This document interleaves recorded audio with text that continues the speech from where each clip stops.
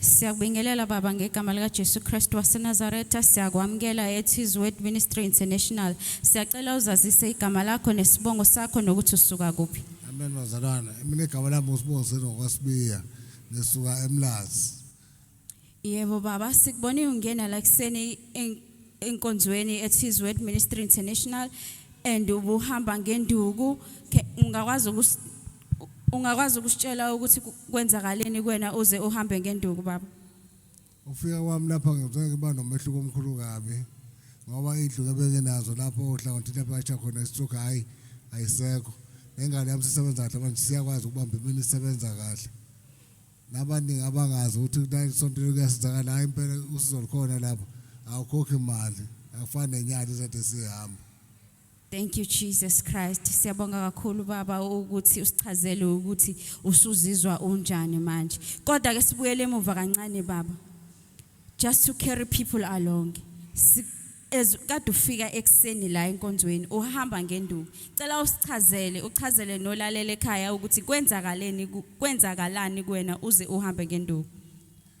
Uze hamba ngenduku ngashawa stroke ukuthi kwaku.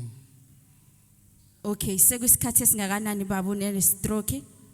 Yophela unyaka wesithathu manje. Kukhona lawo ke wayakhona baba ufuna usizo.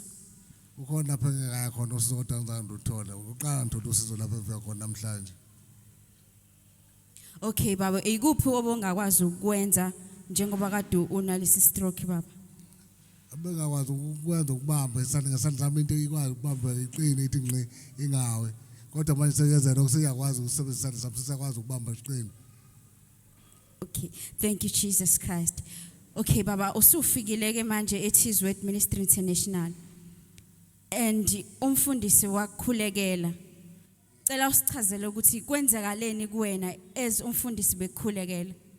Ngesikhathi umfundisi sengikhulekela ngizwe ngiba noshintsho olukhulu kakhulu contest usukayo la kumina. Ibekade ihlezi kumina. Sesizwa ngengcono kamanje phela ngisho percent mhlawumbe ngaba 100% manje. Okay baba, uthe ungakwazi ukubamba ngesandla sakho before. So manje as umfundisi ekuthandazelile esetshenziswa uNkulunkulu phezulu kwempilo yakho. Usuyakwazi yini manje baba ukubamba ngesandla sakho? Amen. Sengiyakwazi impela ukubamba manje ngesandla. Siyakwazi ukusebenza manje isandla sami. Okay baba, ungasibambela lokho ngesandla sakho sibone ukuthi usuyakwazi ukubamba ngempela. Ngathi ngibona manje ngasibambela isandla akubodedele phansi. Okay, bongakwazi ukwenza lokho baba before. Bengenzeke. So now usuyakwazi ukwenza after you were prayed for by the man of God. Amen. So thank you Jesus Christ. Hallelujah. Ngibonga igama lenkosi. Thank you.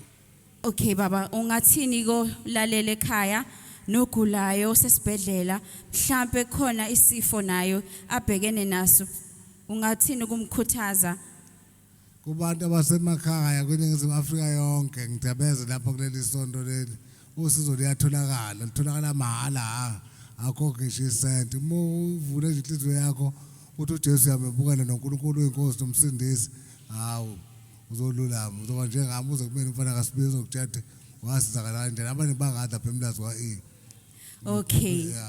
Baba, ngamanye amazwi uthi abantu abeze kuJesu Kristu waseNazaretha okuyena umphilisi. Hallelujah. Amen. Uyena inkosi umsindisi umphilisi. Thank you Jesus Christ. Siyabonga kakhulu baba for your healing. Amen. Yes, thank you Jesus Christ.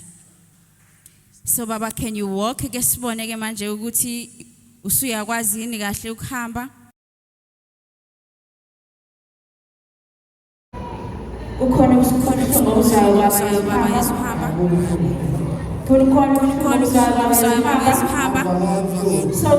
So yenze njalo lenduku oyiphethe ngesandla manje baba. Awuyilahle sibone for the glory of God. Awuyilahle sibone for the glory of God.